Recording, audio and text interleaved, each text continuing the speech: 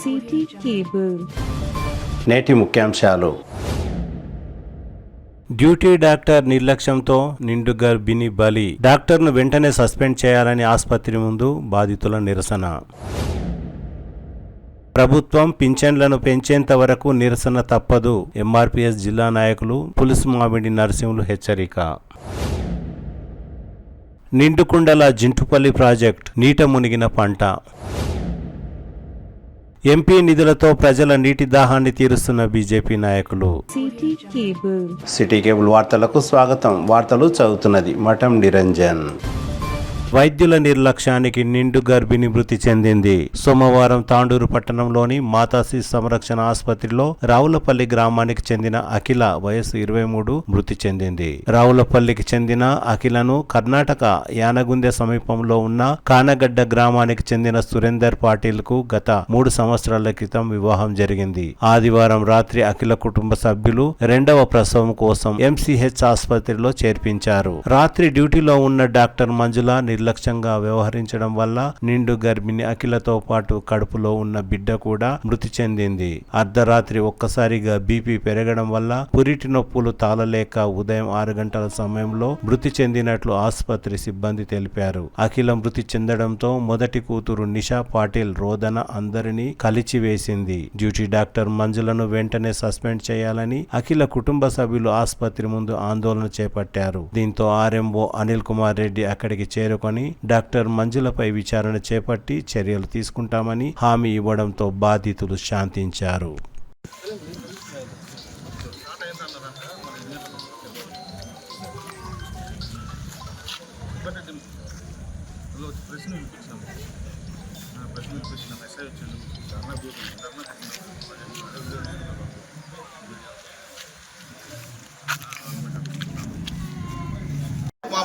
మాది రావులపల్లి విలేజ్. మాకు పాపకు రాత్రి ఇట్లా నొప్పులు వస్తున్నాయని చెప్తే అక్కడ నుంచి తీసుకొని వచ్చినాం. ఇక్కడ 1:45 నిమిషాలకు ఇక్కడ వచ్చినాం. కారు తీసుకొని వచ్చినాం. తీసుకొచ్చి మేడం గారికి చెప్పినాం, ఇట్లా అట్టుంది కట్టుని వస్తుంది అని చెప్పినాం. తీసుకెళ్ళి లోపల పెట్టుకున్నారు. మాకైతే లోపలికి పంపించట్లేదు వాళ్ళు. వచ్చిన 10-15 నిమిషాలకు వచ్చి అడుగుతున్నాం, ఎట్లుంది మేడం అంటే బాగుంది బాగుంది బాగుంది అన్నారు. అయితే ఇన్సులేషన్ పెట్టిరు. ఆమె తీసేస్తుందంట. తీసేస్తుంటే నేను నీకు ఇష్టం ఉంటే పెట్టుకో, లేకపోతే నడువుడికి బయటికి అని చెప్పినట్ట. వీళ్ళు మా వాళ్ళు వచ్చి బయట చెప్తున్నారు. మాకు లోపలికి వచ్చి మేము సడన్ గా లోపలికి వస్తే మాకు ఎందుకు వచ్చింది లోపలికి అంటే సారీ మేడం అని చెప్పినాం. లేదు ఏమున్నారు మాకు చెప్పండి మేడం రిపోర్ట్ అంటే బాగుంది, అంతా బాగుంది, కావాలని చేస్తుందాం అని చెప్తున్నారు. కావాలని వచ్చినామా అండి. ఇప్పుడు 9 నెలలు గర్భిణి తీసుకుని మేము, ఎందుకంటే ఫస్ట్ డెలివరీ ఇక్కడ చేయించినాం కాబట్టి వచ్చినాం మేము.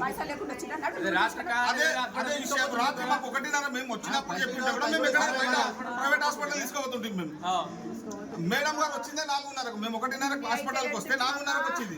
5 గంటలకు మాకు చెప్తుంది అప్పుడు క్రిటికల్ పొజిషన్ బయటికి తీసుకోండి. నా బంగారుకి ఎన్ని లక్షలు అయితే పెడుతుంటే బలవంతంగా డిశ్చార్జ్ లెటర్ మీద సంతకం తీసుకొని మాకు బయటికి పంపించారు. గేట్ దాటిన వల్ల మళ్ళీ రిటర్న్ వచ్చినాం. నేను బయట తీసుకుంటాను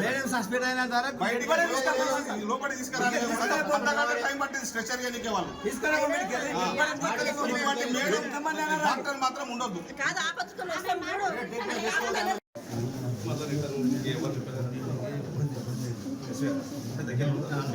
అడగొకసారి అడగండి అని చెప్పారు. మీ దగ్గరికి లేదు మేము తీసుకోలేదు. ఏం చేస్తారు కూడా చెప్పాలి. జరుగుతా అయితే ఈసీ చేస్తాను.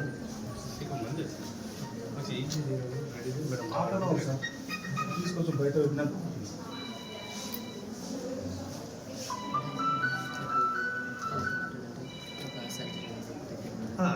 మనం అంటే మీద ఒకటి నైట్ కనుక్కున్నాను చెప్పినాం.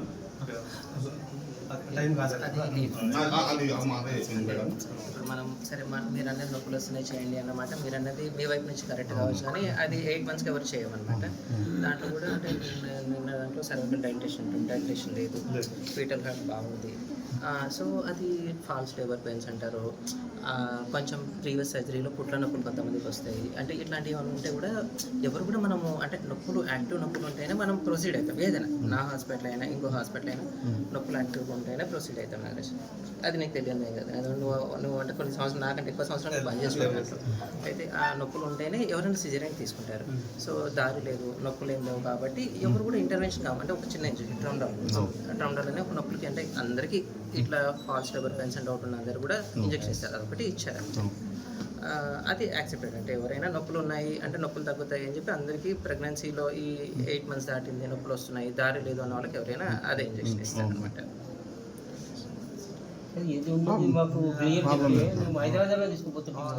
ఒకటిన్నరకు వచ్చినాం సార్, మార్నింగ్ 6:30 ఫోన్. అప్పుడు మేము దగ్గరకు వచ్చి అడిగితే అప్పుడు చెప్తున్నాం మేడం క్రిటికల్ ఉన్నది తీసుకెళ్తారా తీసుకెళ్ళండి. లేదు మేడం ఎక్కడ తీసుకెళ్ళాలి సజెషన్ అండి ఏంటి, మేము ఎక్కడ వెళ్ళాలి అంటే ఇష్టం. 2-3 సార్లు అడిగినా ఏం మేడం నచ్చుకున్నది అంటే బీపీ అన్ని నార్మల్ ఉంది బాగుందా అంటే తినిపించి పిచ్చి ఆమె బాగుంటుంది కదా పిచ్చి పిచ్చిగా చేసేది.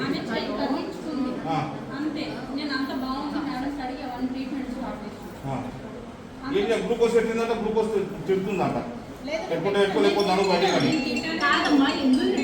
మాకు బయట ఉన్నాం మాకు లోపల అక్కడ ఉండే మాట్లాడుతున్నాం. ఏమున్నా సిస్టర్ సారీ సిస్టర్ మా వాళ్ళు ఏమైనా తప్పు చేస్తే కూడా చూడడం అని చెప్పినాం.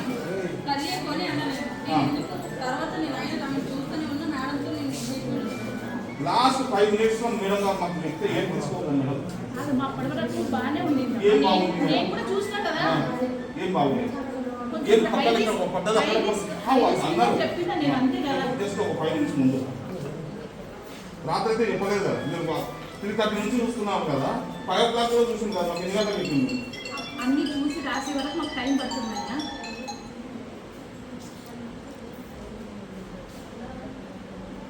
మాదైతే అయిపోయింది మేడం, వేరే వాళ్ళ పరిస్థితి ఇట్లా ఉంటుంది మీరు ఏమున్నాం మేడం ఇంత మంది ఉన్నాం, మేమే ఉన్నాం బయట సాక్షి. మా దగ్గర వెహికల్ లేదని కూడా వెహికల్ కూడా పెట్టుకొని కూర్చున్నాం మేము. ఏం మాత్రం చాలా సీరియస్ అని చెప్పి మీకు బయట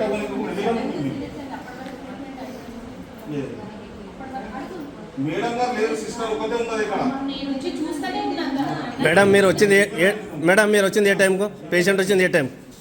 ఏ టైంకి వచ్చి చూసింది సిస్టర్ మీకు అడిగేది ఏ టైంకి వచ్చింది పేషెంట్, ఏ టైంకి వచ్చింది? మిస్ మేడంకి ఎప్పుడు ఇన్ఫర్మేషన్ చేశారు? ఏమన్నారు మేడం?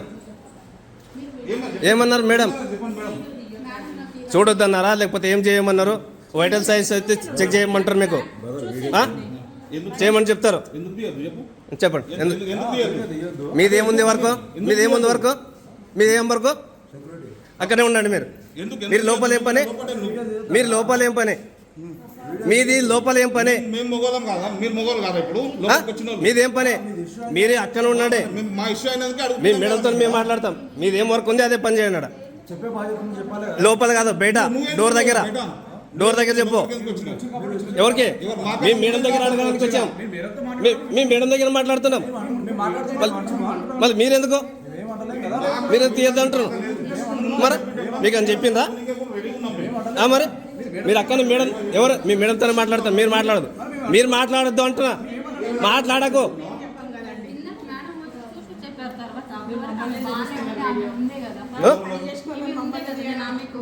వాళ్ళు జస్ట్ 10 నిమిషాలు 5 నిమిషాల ముందు చెప్పింది మాకు, అవి తీసుకుంది తీసుకోండి, అవి తీసుకుంది తీసుకోండి.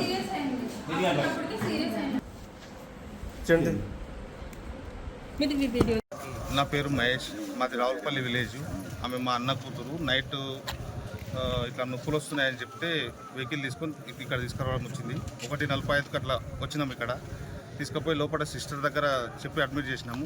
అది ఆ రూమ్లోకి మీరు ఎవరు జైల్స్ రావద్దు, మేము చూసుకుంటామని చెప్పి మమ్మల్ని బయట నిలబెట్టిరు. తర్వాత లోపలికి మేము ప్రతి 10 నిమిషాలకు ఒకసారి అడుగుతున్నాము. లోపలికి పోయిన తర్వాత అన్ని రిపోర్ట్లు నార్మల్గా ఉన్నాయి, ఏం ప్రాబ్లం లేదండి అని చెప్పి అప్పటిదాకా ఆపింది. ఆ సిస్టర్ ఒకటే ఉంది, డాక్టర్ అమ్మ లేదు. డాక్టర్ అమ్మ మంజుల గారు అని ఉదయం 4:45 5కి వచ్చినామని చెప్తున్నారు వాళ్ళు. అప్పటిదాకా మేము చూడలేదు ఆమెకు. అయితే మేము అంటే ఇంత సీరియస్ ఉందానికి మాత్రం ఏం చెప్పలేరు వాళ్ళు. కరెక్ట్ ఉదయం 6 గంటలకు అట్లా వచ్చి మేడం చెప్తుంది, చాలా క్రిటికల్ పొజిషన్ ఉంది, మీరు ఎక్కడైనా బయటికి తీసుకోండి అని. బయటికి అంటే ఎక్కడ తీసుకుపోవాలి మేడం? రాసి అంటే మేమేం రాసిస్తాం, మేమేం రాసిస్తాం, మీ ఇష్టంలో దగ్గర తీసుకుపోండి అంటే. ఏమైంది మేడం కనీసం చెప్పండి అంటే స్కాన్ తీస్తే లోపల బేబీకి ఏం అనిపిస్తలేదు అన్నారు. మేడం సిజరీన్ అన్న చేసి బేబీ పోయినా పర్వాలేదు, మదర్ అన్న బాగుంటుంది కదా అని చెప్పినాం. అవన్నీ చేయలేమండి మేము, తోవగాలేదు ఇంకా, అది ఇది తీసుకెళ్తారా లేదా అని చెప్పి మాకు ఫోర్స్ చేయించి డిశ్చార్జ్ లెటర్ మీద సంతకం తీసుకున్నది. తీసుకొని మాకు బయటకు పంపించారు. పంపించిన తర్వాత మేము అప్పట్లో మాకు ఏ అంబులెన్స్ అవైలబుల్ లేవు. కనీసం బయటికన్నా పోదామని చెప్పి వెహికల్ అది తీసుకొని ఇట్లా పోతున్నాం. ఇలాగానే మాకు మళ్ళీ డౌట్ వచ్చింది. మేడం మేము మాట్లాడుకున్నాం, అప్పటిదాకా వచ్చి మాకు ఇవ్వండి అప్పటిదాకా చేసుకొని మేము మాకు అంబులెన్స్ దొరికినంత వరకు నన్ను వస్తే కూడా హాఫ్ అన్ అవర్ తర్వాత కూడా ఆడికి రాలేరు. ఇది జరిగినది. ఇప్పటిదాకా కూడా ఏమైంది చూడండి మేడం అని చెప్తే ఖాళీ స్ట్రెచర్ కోసం హాఫ్ అన్ అవర్ ఆగినాం. ఇక్కడ నీకు వెహికల్ బండి పెట్టుకొని రాలేరు. ఎంత నిర్లక్ష్యం అంటే అంత నిర్లక్ష్యం. ఒక సిస్టర్ మొత్తం టోటల్ ఎంటైర్ హాస్పిటల్ కవర్ చేస్తున్నారు. మేడం గారు ఇక్కడ హాస్పిటల్ ఉన్నారు కానీ రాలేదు. అడుగుతున్నాం ఏమైంది మేడం, ఏమైనా ఉంటే క్రిటికల్ ఉంటే చెప్పండి. 5 నిమిషాలు ఎక్కడ తీసుకోతాం చెప్పు, 5 నిమిషాల్లో. నిర్లక్ష్యం వల్లనే జరిగింది.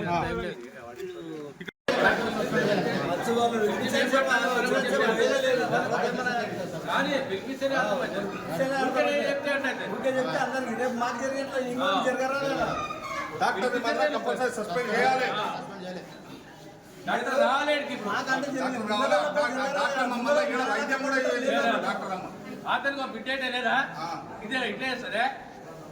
సిస్టర్ అంటే సిస్టర్ వాళ్ళకి చెప్పిన పని చేశారు కానీ డాక్టర్ ఇదే హాస్పిటల్లో లోపల ఉండి మేము 1:45కి హాస్పిటల్లోకి వస్తే ఆ మేడం గారు 4:30కి వచ్చింది పేషెంట్ చూడడానికి. 4:30కి వచ్చి 4:30కి వచ్చి కూడా చెప్పలేదు మాకు. ఎప్పుడో 5:30, 6 o'clock చెప్తున్నారు మాకు.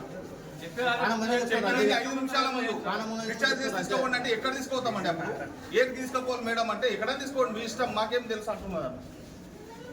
ఇప్పుడు మీకు ఏం న్యాయం కావాలి? మాకేం లేదు మేడం గారు సస్పెండ్ కావాలి. మాకేం డబ్బులు ఇవ్వలేదు, అవసరం లేదు. డాక్టర్ సస్పెండ్ కావాలి. వైద్యం కూడా చేయరాదా?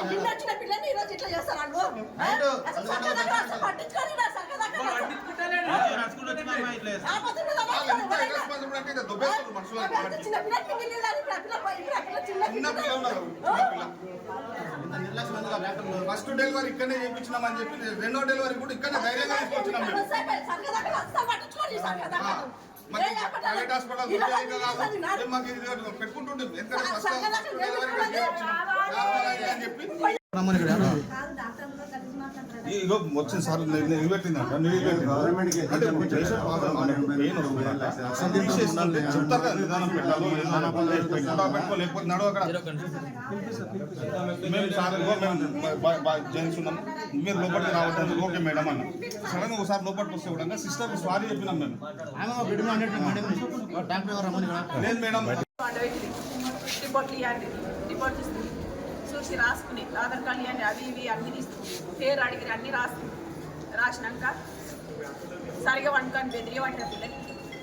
ఆ పిల్ల పొలరాకుండగానే వండుకుంటావా తీసి గుల్కొని తీసి అక్కడ వాడేసి నడులేసి అక్కడ ఓడి అని బెదిరిస్తే లేదు మేడం పుణ్యమసని కాలు మొత్తం మేడం ఎట్లా కానీ మేడం జర చూడు మేడం ఆ పిల్లకి తెలియదు పసిపిల్లు ఉన్నది ఎట్లా చేసి చూడు మేడం అని చెప్పి కాలు పట్టుకుంది. అప్పుడు సంజేస్తే పెట్టినాక ఒత్తి గ్లూకోజులు పెట్టాక రక్తాలు వెళ్తున్నాయి. రక్తం వెళ్తున్నది, అసలు గ్లూకోజులు దిగలేవు. చూపించి ఇంకో పగులైనాక పెద్ద మేడం వచ్చినాక మూత్రం పోస్తా అంటే మూత్రం పోకపోతే మీ నీళ్ళకి తిరిగి పెద్ద మేడం వచ్చి ఈమెనైతే నర్సి మాట్లాడు, నీవే డాక్టర్వా, కూర్చుతావా, చూదిస్తావా, దొరకబోతావా, నీవే డాక్టర్ అయితే చూడు రండి. మేము మస్తు తింటున్నాక నాకు మూత్రం ఇట్లా పోతుంది, నేను బయటికి వెళ్ళిపోతున్నా. నాకు నిలబడబుద్ధి అయితే లేదు. నా అమ్మ నన్ను చూసి ఏడుస్తుండాలి. ఎంత దొరకబడి హైదరాబాద్ దొరకబండి. మీరు మీ పాపకి ఏమైంది మాకు తెలియదు, ఏం జరిగింది మాకు తెలియదు. ముందు దొరకబడి అంటే మీరు ఎప్పుడు వచ్చినమ్మా? దుడ్డురామి అన్నది రాత్రి 12:30కు వచ్చినాం. 12:30 ఎంతైందో నా అమ్మ బాధలో నాకు ఏం టైం తెలియదు.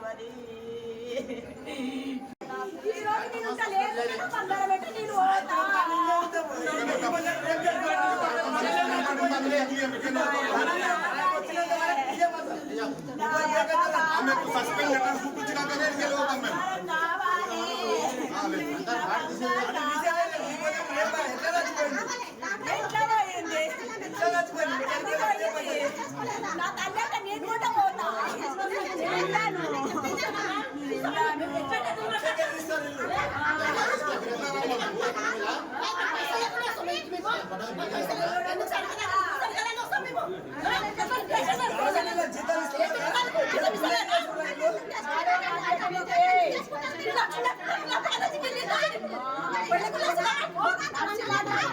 ప్రభుత్వం వికలాంగులకు, వితంతులకు, ఒంటరి మహిళలకు, వృద్ధులకు ఎన్నికల సమయంలో ఇచ్చిన హామీ మేరకు చేయూత పేరుతో పింఛన్లను వెంటనే పెంచుతామని చెప్పి నిర్లక్ష్యంగా వ్యవహరిస్తున్నారని ఎంఆర్పీఎస్ జిల్లా నాయకులు పులుసు మామిడి నరసింహులు అన్నారు. సోమవారం తాండూరు మండలం జిన్గుర్తి గ్రామ పంచాయతీ కార్యదర్శికి పింఛన్ లబ్ధిదారులతో పాటు వినతి పత్రాన్ని అందజేశారు. చేయూత పేరుతో వికలాంగులకు 4,000 నుండి 6,000 వరకు, ఇతరులకు 4,000 వరకు పింఛన్లను పెంచాలని డిమాండ్ చేశారు. ఎంఆర్పీఎస్ జాతీయ అధ్యక్షులు పద్మశ్రీ మందాకృష్ణ మాదిగ పిలుపు మేరకు వికలాంగుల హక్కుల పోరాట సమితి ఆధ్వర్యంలో జరిగే నిరసనలో పులుసు మామిడి నరసింహులు పాల్గొన్నారు. ఈ సందర్భంగా నరసింహులు మాట్లాడుతూ కాంగ్రెస్ ప్రభుత్వం అధికారంలోకి వచ్చి 20 నెలలు గడిచినా ఇచ్చిన మాటను నిలబెట్టుకోలేకపోయిందని, పింఛన్లను పెంచేంత వరకు తమ పోరాటం ఆగదని అన్నారు. ఈ కార్యక్రమంలో మాణికెప్ప, మొగులప్ప, కమ్మరి కిషన్, రాములు, వెంకటప్ప, పద్మమ్మ, శాంతమ్మ, లక్ష్మి, ఎల్లమ్మ, ఊషమ్మ, నరసమ్మ, కవిత, లలిత తదితరులు పాల్గొన్నారు. వ్యాప్తంగా సభలు పెట్టడం జరుగుతున్నది. మరి ఏదైతే ఈ వృద్ధులు, వితంతులు, వికలాంగులు, మరి ఒంటరి మహిళలు, మరి వీళ్లకు 2023లో మరి తెలంగాణ రాష్ట్ర ముఖ్యమంత్రి కాకముందు మరి ఈ రేవంత్ రెడ్డి గారు 2023లో నన్ను గెలిపిస్తే మీకు వృద్ధులకు, వితంతులకు, వికలాంగులకు 4,000 రూపాయలు ఇస్తా, వికలాంగులకు 6,000 రూపాయలు ఇస్తామని చెప్పి మరి రేవంత్ రెడ్డి మాట ఇవ్వడం జరిగింది. అదేవిధంగా మరి మాట ఇచ్చి ఈరోజు మరి 20 నెలలు గడుస్తున్నా కూడా మరి ఈరోజు మాట తప్పడం జరుగుతున్నారు. కాబట్టి మరి మీరందరూ కూడా గ్రహించాలి. మరి ఈ వృద్ధులు, వితంతులు, ఒంటరి మహిళలకు 2,000 పింఛను, ఆసరా పింఛను 2,000 వస్తూ ఉంది. మరి 2,000 పింఛన్ని 4,000 పెంచాలి. మరి పెంచుతామని చెప్పి రేవంత్ రెడ్డి చెప్పడం జరిగింది. మరి అదేవిధంగా వికలాంగులకు, ఎవరైతే వికలాంగులు ఉన్నారో ఆ వికలాంగులకు 4,000 పింఛన్ వస్తూ ఉంది. నన్ను గెలిపిస్తే 6,000 పింఛన్ చేస్తామని మాట ఇవ్వడం జరిగింది.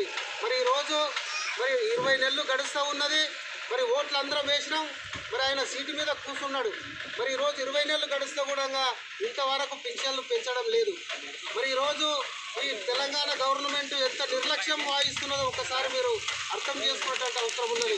ఈరోజు 2,000 రూపాయలు మరి పింఛన్ సరిపోతలేదు. మరి ఎందుకంటే మరి ఇంట్లో తల్లిదండ్రులు మరి ఆ పింఛన్దారులు ఎవరైతే 2,000 వస్తూ ఉన్నారో వాళ్ళకి ఆ పింఛన్ సరిపోతలేదు. మరి ఆ తిండికి లేక, వాళ్ళ ఖర్చులకు లేక మరి ఇంటికెళ్ళి కూడా కన్న కొడుకులే మరి ఈరోజు తల్లిదండ్రులని బయటికి గెంటేసిన రోజులు మరి తెలంగాణ రాష్ట్రంలో మనకు కనబడుతున్నాయి. ఈ 2,000 పింఛన్ సరిపోతలేదు. మరి అదేవిధంగా మరి వికలాంగులు కావచ్చు, మరి వికలాంగులకు ఈ సమాజంలో గౌరవం లేదు. ఎందుకంటే నీకు నడవనీకేనే చేతన అయితే లేదు. మరి మీకు పని చేస్తలేదు, మీకు తిండి ఎక్కడ పెట్టాలని చెప్పి, మీరు ఇక్కడికి వెళ్ళి పెట్టాలని చెప్పి వాళ్ళకు కూడా ఈ సమాజంలో గౌరవం లేదు. మరి ఈరోజు ప్రతి ఒక్కరు కూడా ఆలోచించాలి. మరి రాష్ట్ర ముఖ్యమంత్రి రేవంత్ రెడ్డి గారు మరి నీవు ఇచ్చిన మాటనే కదా, 2023లో నీవు ఇచ్చిన మాటనే మేనిఫెస్టోలో పెట్టినావు. మరి నేను గెలిస్తే మరి పింఛన్లు పెంచుతామని చెప్పినావు. మరి పింఛన్లు ఇంతవరకు పెంచుకోలేదు. మరి అదేవిధంగా నువ్వు ఈ రాష్ట్ర ఆదాయం పెరిగింది, ఖచ్చితంగా నేను అందరికీ పింఛన్లు పెంచుతా, ఎక్కడికైనా మేము చర్చలకు సిద్ధంగా ఉన్నాం. రాష్ట్ర ఆదాయం పెరిగినప్పుడు పింఛన్లు పెంచడానికి మేము సిద్ధంగా ఉన్నామని చెప్పి మరి ఆ రోజు మరి తెలంగాణ మరి రాష్ట్ర ముఖ్యమంత్రి స్వయంగా చెప్పడం జరిగింది. ఈరోజు మరి అక్కడ మరి ఆంధ్రప్రదేశ్లో మన ఆంధ్రప్రదేశ్ చంద్రబాబు నాయుడు మరి అక్కడ పింఛన్లు పెంచుతామని చెప్పి అక్కడ పింఛన్లు అమలు అవుతూ ఉన్నాయి. ఈరోజు మరి ఇక్కడ తెలంగాణ రాష్ట్రంలోనే మనకు అమలు అయితలేదు. కాబట్టి ఈ తెలంగాణ రాష్ట్రంలో మరి వృద్ధులు, వితంతులు, వికలాంగులు, ఒంటరి మహిళలు 50 లక్షల మంది పింఛన్దారులు ఉన్నారు. మరి 50 లక్షల మందిలో మరి 10 లక్షల మంది ఈరోజు పింఛను రాని వాళ్ళు ఉన్నారు. మరి ఇంత నిర్లక్ష్యము అంటే పింఛన్ పెంచమని దగ్గరికి రాలేరు. మరి ఈరోజు నువ్వే చెప్పినావు ఆ రోజు మరి నన్ను గెలిపిస్తే పింఛన్ పెంచుతామని. మరి ఇంతవరకు కూడా 20 నెలలు గడిచిపోయిన పింఛన్లు అయితే పెంచడం లేదు. మరి పింఛన్లన్నీ మరి 20 నెలలకు 20,000 కోట్ల బడ్జెట్, మీ అందరికీ 2,000 పింఛన్, ఒక్కొక్కరికి మీ అందరికీ 2,000 అంటే 40,000 బాకీ మనకు గవర్నమెంట్ ఉన్నట్ల. మరి అంతా 20,000 కోట్లు ఎక్కడ దొబ్బుతున్నాడంటే మరి ఇక్కడ మరి రైతు బంధు పేరు మీద భూస్వాములు ఎవరైతే ఉన్నారో ఆ భూస్వాములకు రైతు బంధు పేరు మీద వందలాది ఎకరాలు ఉన్న భూస్వాములకే రైతు బంధునంతా జమ చేస్తూ ఉన్నాడు. మరి ఆ రైతు బంధు భూస్వాములకు ఉన్న రైతు బంధు అంతా జమ చేసే బదులు మరి ఒంటరి మహిళలు కావచ్చు, వృద్ధులు కావచ్చు, వితంతులు కావచ్చు, మరి పింఛన్లు అయితే పెంచుతామన్నావు, మరి పింఛన్లు ఎందుకు పెంచుతలేవు అని చెప్పి మనము ప్రభుత్వాన్ని డిమాండ్ చేస్తూ ఉన్నాం.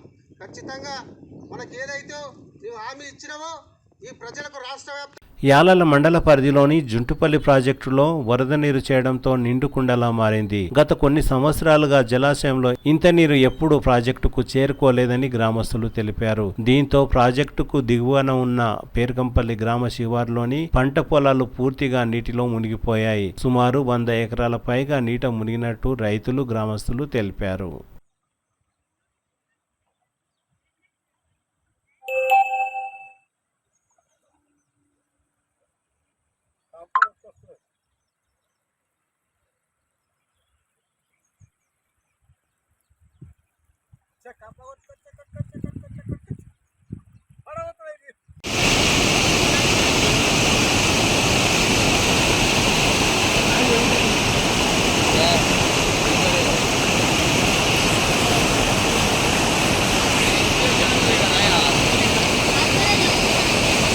చెవేళ్ల ఎంపీ కొండా విశ్వేశ్వరరెడ్డి సహాయ సహకారాలతో, ఎంపీ నిధులతో బీజేపీ నాయకులు ప్రజల దాహాన్ని తీరుస్తున్నారు. యాలల మండలం దేవనూరు గ్రామ పంచాయతీలోని దేవులా తాండాలో బోర్ వేశారు. ఇప్పటికే 4 గ్రామాల్లో 5 బోర్లను వేయడం జరిగిందని బీజేపీ మండల అధ్యక్షులు ఆకుల శివకుమార్ తెలిపారు. ఈ సందర్భంగా బీజేపీ యాలల మండల అధ్యక్షులు ఆకుల శివకుమార్ మాట్లాడుతూ ప్రజలకు నీటి అవసరాన్ని దృష్టిలో ఉంచుకొని ఎంపీ నిధుల ద్వారా ఎంపీ కొండా విశ్వేశ్వరరెడ్డి సహాయ సహకారాలతో పలు గ్రామాలలో బోర్వెళ్లను వేయిస్తున్నామని తెలిపారు. ఈ కార్యక్రమంలో ఎస్టీసీఎల్ జిల్లా ఉపాధ్యక్షులు రాములు నాయక్, దేవనూరు గ్రామ బీజేపీ నాయకులు తదితరులు పాల్గొన్నారు.